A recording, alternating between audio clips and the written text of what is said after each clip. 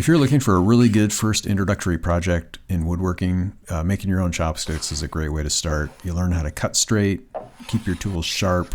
It's just a lot of fun. Here we go.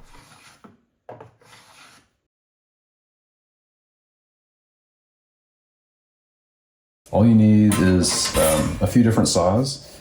So you can use a Japanese saw like this, a pole saw, to do your rips, or just a traditional Western style rip saw, which also works really well. I'll be using both for this project. A marker gauge. This is really useful for when you're marking up your dimensions to rip. Block plane. This is a Lee Nielsen. This is an older Stanley. I made up a few jigs, and I think this makes it a lot easier to process. I've essentially got a jig just for making square stock. I'll show you how this works, but essentially the block plane rides down these rails and it'll cut your part right down to the right size. And then with the chopstick, because most chopsticks have a taper, I built 2 taper blocks. I put a pivot in one end. So this one is half a degree. This one is a full degree. And the reason they're different is that as you're cutting the taper of the chopstick, you use essentially one of these for sides 1 and 2 of the chopstick, and then as you go to 3 and 4, it already has the bevel cut on the other side, so you need to have more taper to compensate for that. So this is double the taper. So that's why I have 2 blocks here. So this is all you need to make it. Now, if you're happy with just 4-sided chopsticks, you can be done with that. I opted for making octagonal or 8-sided chopsticks, so that's why I have this block, which is a taper block, so I can hold the chopstick on edge and then taper down, essentially cut another facet on the chopstick. So this is also kind of interesting to make. I just used essentially 2 right angle blocks, and then I cut a taper in it. And because of the way this holds the chopstick, because it's holding on the sides that the taper's already cut, you can use this one block for the 4 additional sides you're cutting. So I'm going to use this piece of cherry, and so what I want to do is rip it down so it's just a little thicker, and this looks pretty flat too. Yeah. So just go ahead and mark down the line. Go ahead and run a mark down the edge.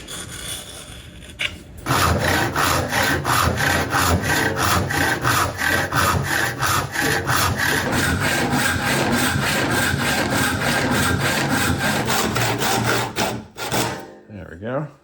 It's a little bit wide for my block, my jig. See, it doesn't quite fit between the 2 rails, so I've got to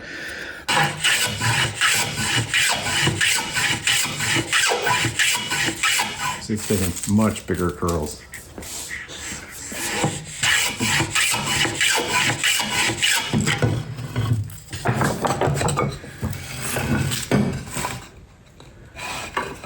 There we go. So now I'm going to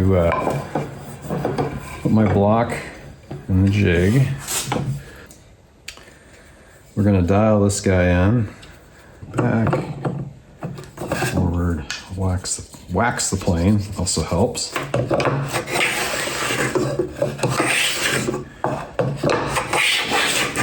we go.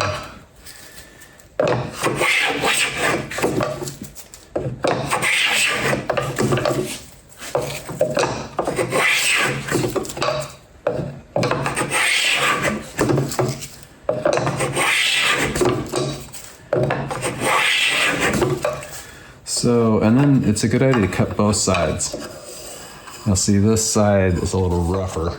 See that right there? So probably should have started with that side. Now you can see how it cuts. It's just skim cutting. The other thing that's really important is you don't want a warp to this piece that sort of seesaws as you cut. So you want it to stay pretty flat in the jig, because what will happen is as you cut, if the piece bends under the weight of the plane, you'll end up with a uniform thickness, but it will have a bow to it. So you don't want that. So this really isn't a sharpening video. I'm just going to show how I do it. I'm not the best sharpener. I just know how to get it to a point where the blade is sharp enough for the thing I need to do. So I use a 600 grit and a 1200 grit. And I just use the Paul Sellers technique. So I made this jig just sort of like his thing. These are diamond stones, again, 600 and 1200. So what I do is just hit this on the 600 and just see if I've got the right bevel. Looks pretty good. It's not square, so I'll have to fix that in the grinder later, but for this endeavor, it's fine.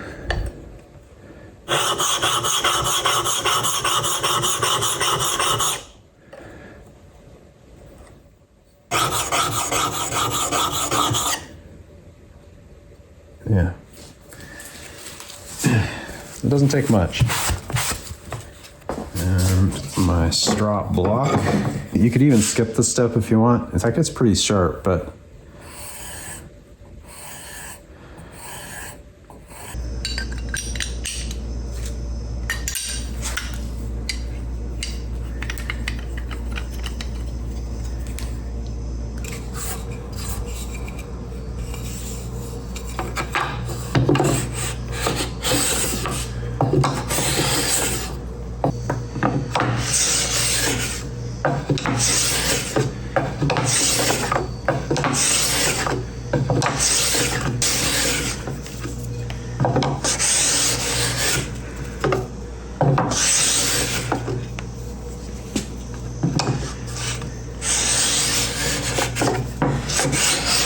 so I'm essentially making,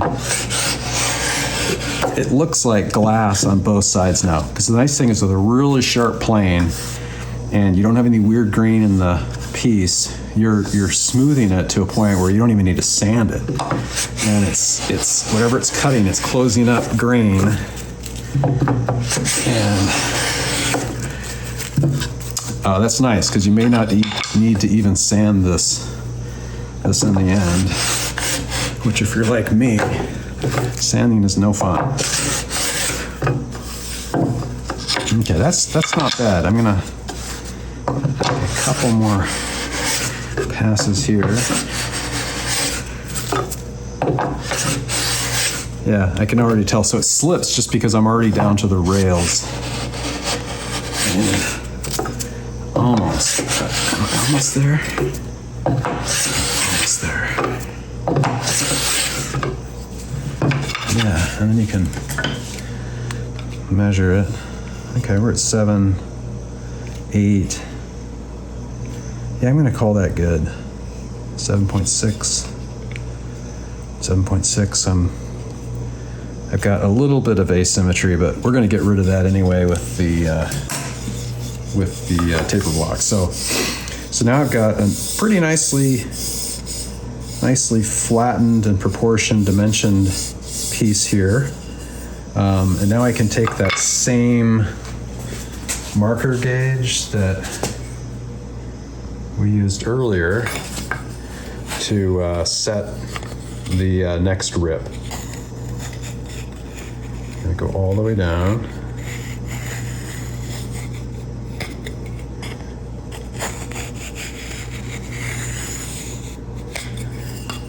And then here.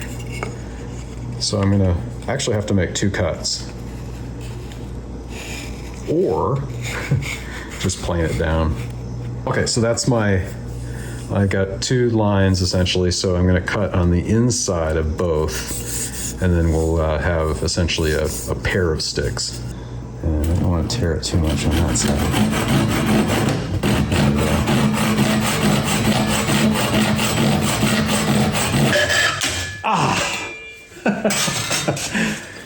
Okay, just for the luck of the draw, this split just outside the line, but I'm going to trim it anyway. So I've got a stick that's basically down to here. So this is good, even though it did split.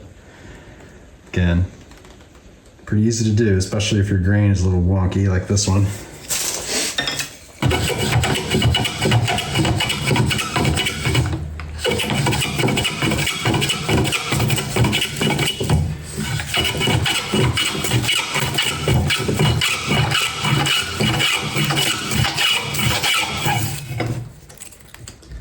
Okay,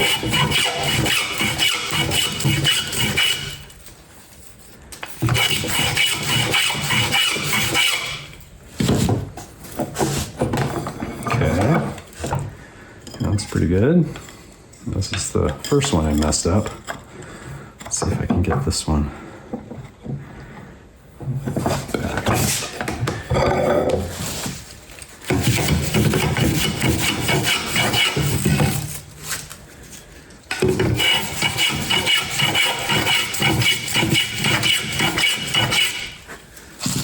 Okay. Just being really careful not to go past the line. Okay, now, so these are rough. Two sticks are rough, more or less square, but they've got some weird hiccups, so I'm gonna put those back in the square stock jig. Okay, so you can cut one at a time or both. You can even put both in there if you want, but sometimes it's easier to just deal with one.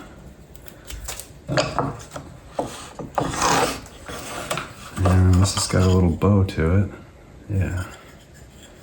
So I'm gonna try to get rid of that. Oh, and it's not square, which, yeah, it's not the end of the world, but it's so much easier when you have squareness.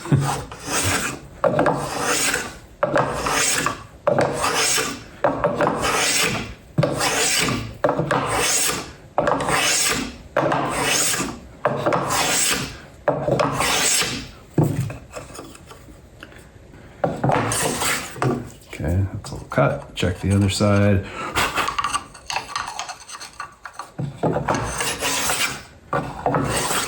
Yeah. All right, here's my second one. That looks good. Nice and square, and just check to see if they sort of. So that looks pretty good, and I'm not having to push them together, and that's good. Like they're not warped. So that means you've got a fighting chance that these are going to end up being a nice pair. So now we're going to go to the taper jig, the first taper jig. So this jig is should be the 1/2 degree, I believe.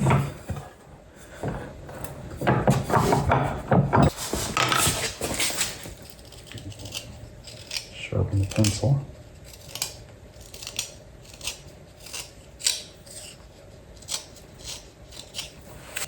That looks okay. We'll call that good. All right, so I'm just gonna, that's space 1, turn it. That helps me know which taper I'm cutting, so I don't mess that up. So now I'll start with face 1, and I have this little stopper at the end. And I'm gonna use the other plane just because I have it pretty sharp, I think. Let's test that theory. It's a little aggressive.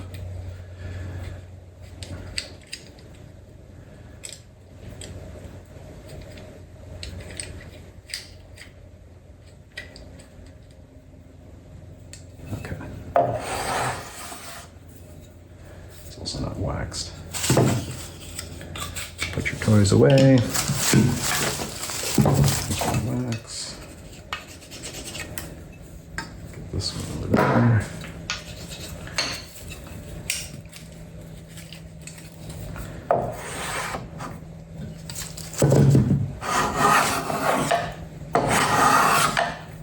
There we go. So it's not cutting back here. You can feel right here the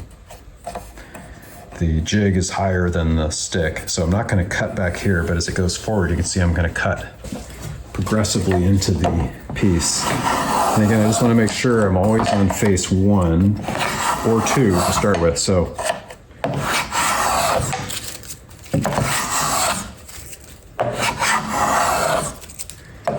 and notice also when I don't have those guide rails on this, I can cut at a slight angle just so it's slightly easier to cut that way.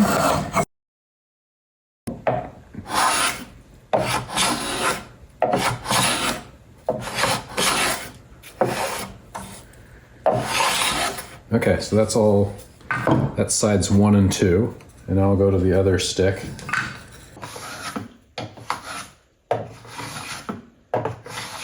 So now I'm cutting over to the other jig, which has a 1 degree taper. And that's because I am now cutting the sides 3 and 4. But I do want to sharpen, again, just real quick.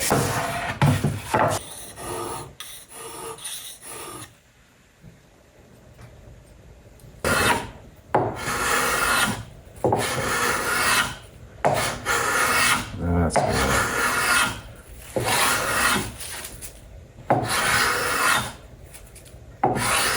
The nice thing with this is if you have a really sharp plane and you've got the grain going in just the right direction, you won't need to sand these sticks at all. Like they'll be ready to go.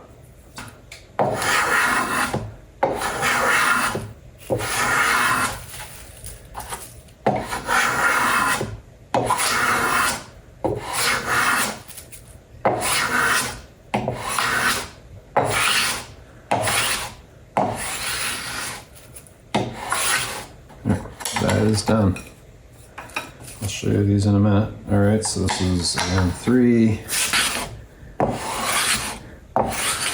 Okay, there, we're down to it. So this guy will cut the facets.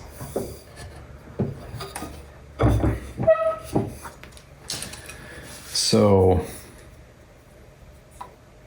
it's not super critical that I start with any one side, but I usually do a certain count on each side. So in this case, I'll go, I think, 10 cuts. And it's gonna not cut very much.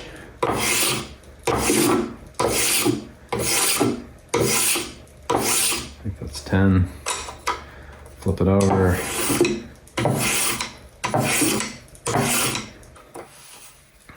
You can see these little tiny guys there. All right, I'm gonna do another 10.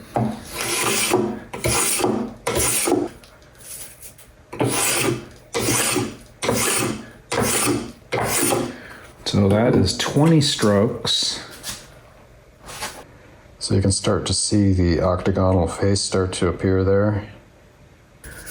And the really nice thing about octagonal, or at least when you have these flutes, these edges on it, is they hold noodles really well. So I think this is like a very nice way to make a chopstick. The round ones, again, they don't hold noodles very well, but these do.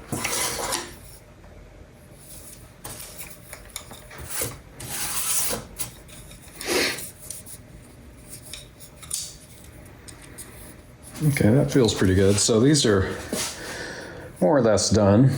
So they've got a nice taper to it. You can do more taper if you want. You know, because I'm basically doing a 1 degree taper. You could do even more if you want. It's up to you, and it's all how you set up your jigs. I may take these down slightly more. I can't remember if I used the second block. So what I've done here is I've got a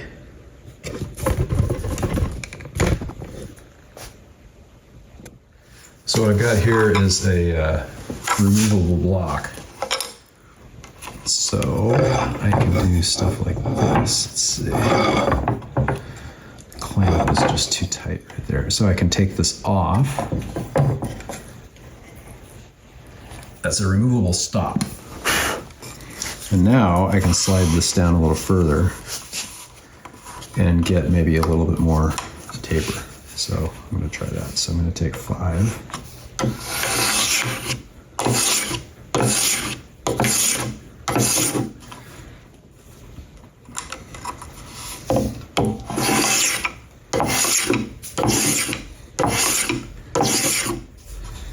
And more accurately, it's not that I'm changing the taper, I'm just allowing it to remove a little bit more material.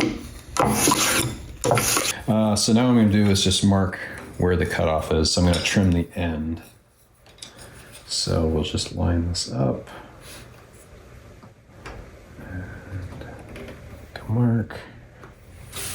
And yet another saw. But this has got really fine teeth on it. even though it's old and beat up. There we go.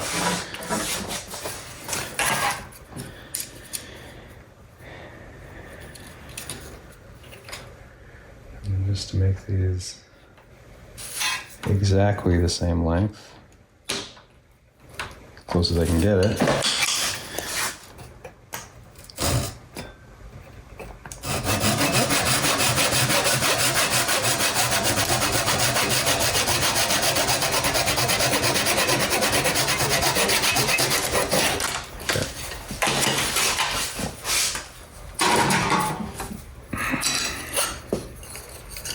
All right, so there we go. Yeah. So there, a finished set of chopsticks. And so these are made from cherry, but I'm not going to sand these at all. I'm not even going to finish them. I'm just going to leave them as raw wood, and go ahead and start using them. So there you go. Couple cherry chopsticks, good to go. Okay, so I've got a piece of beech here that I'm gonna make another pair out of, and this leopard wood, which is my model, and this one is the length that we like, and this is 250 millimeters, which is about 9 3/4 strong. So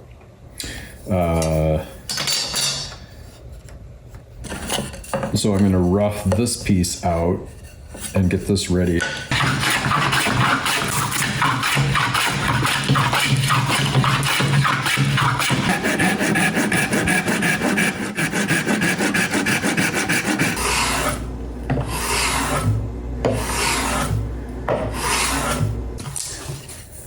Okay, so these are cut, not trimmed yet, but they're looking good. So again, these are made out of beech. The other pair was cherry. So this is just a burnishing rod for a card scraper. And so what I'm gonna do, so I'm just taking that sharp edge done with the block plane, which again is really crisp and sharp. You don't have to do this, but if it's too sharp, just knock it off with this burnishing tool. And I would do this over sandpaper because the sandpaper is going to leave, it's going to tear at the wood, and it's going to also possibly leave some discoloring on the tool. Oh, that feels totally different. Oh yeah. Yeah, that works pretty well. So again, if you don't like the hard edges, the crisp edge, just run this down each edge, of which there are 8.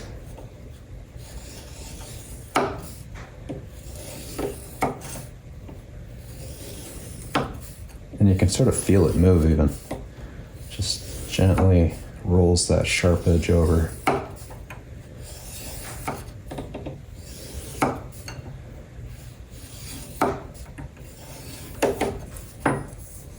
Yeah.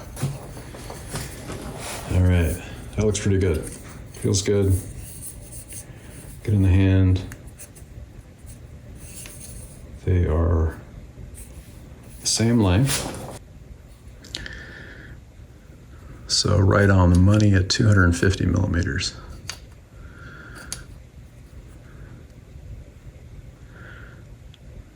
What is that, 9 7/8?